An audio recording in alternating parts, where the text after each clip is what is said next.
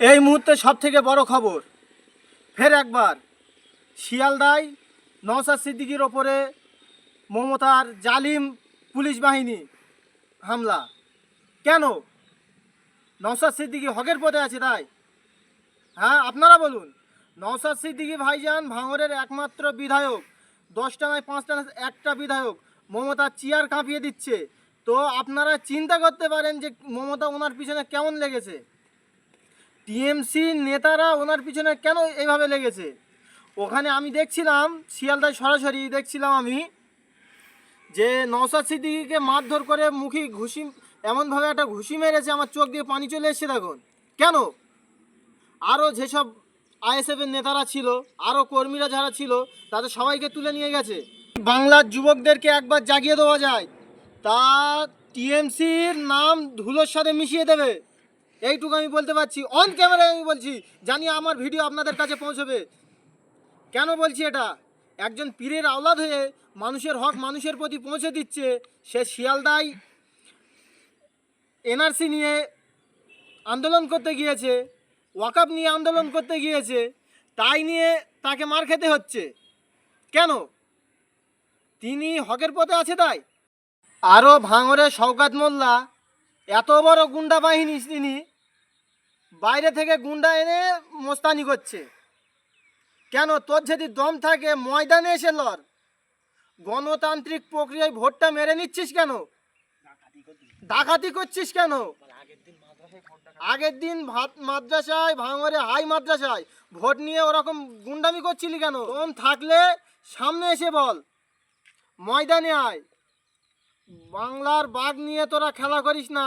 তুলোর কাঠি দিয়ে কান চুলকা, বাঘের লেজ দিয়ে কান চুলকাতে চাস না, কারণ বাঘের থাবা যখন পড়বে বরবাদ হয়ে যাবে। রাজ্য সরকারের পুলিশ প্রশাসনদেরকে বলছি, যখন ভাঙড়ে হাই মাদ্রাসার ভোটগুলো ডাকাতি করে নিচ্ছিল, তখন কি তোরা চুরি পড়েছিলি? এটা উত্তর দে।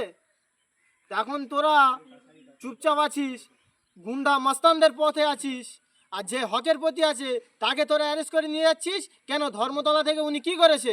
উনি তো পারমিশন নিয়ে তারপরে তো মিছিলটা করতে গিয়েছে, মিটিংটা করতে গিয়েছে।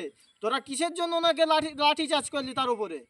ভাঙড়ের বিধায়ক নওশাদ সিদ্দিকী, তেনাকে থানায় নিয়ে গিয়েও টর্চার করছিস তোরা। আবার তোরা রাজ্য সরকারের দালাল, তোরা আবার মুখ দেখাচ্ছিস কি করে? রাজ্য সরকারের পুলিশ, তোদেরকে বলছি, এই টর্চারের তোদের মাসুল দিতেই হবে। কেন? তোরা রাজ্য সরকারের দালালি করতে এসছিস? তোরা আম জনতার সেবা করার জন্য রয়েছিস। জনগণের ট্যাক্সের টাকায় তোদের মাইনে চলছে, সরকার চলছে জনগণের ট্যাক্সের টাকায়, রোডের ট্যাক্সে চলছে সরকার, তেলের ট্যাক্সে চলছে সরকার।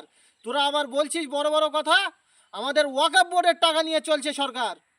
কথাগুলো হয়তো তেতো লাগতে পারে, পরবর্তীর জন্য 2026-এর জন্য টিএমসির নেতা তোমাদেরকে বলছি, 2026-এর জন্য তোমরা প্রস্তুত হও।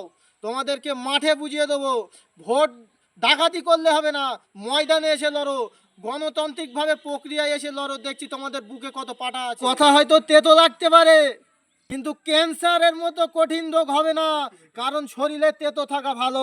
সরকারের পুলিশ, তোমাদেরকে উদ্দেশ্য করে বলছি, নওশাদ সিদ্দিকীকে যেই ঘুষিটা মেরেছো, ওতে নওশাদ সিদ্দিকী অসুস্থ হয়েছে।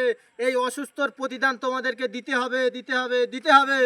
আর এই ভিডিওটা যাদের কাছে যাবে তারা বেশি বেশি করে শেয়ার করো। হ্যাঁ, রাজ্য সরকারের পুলিশকে হারে হারে এটা বুঝিয়ে দিতে হবে। যারা যারা আমার পাশে আছে তারা আমার সঙ্গে থাকবে।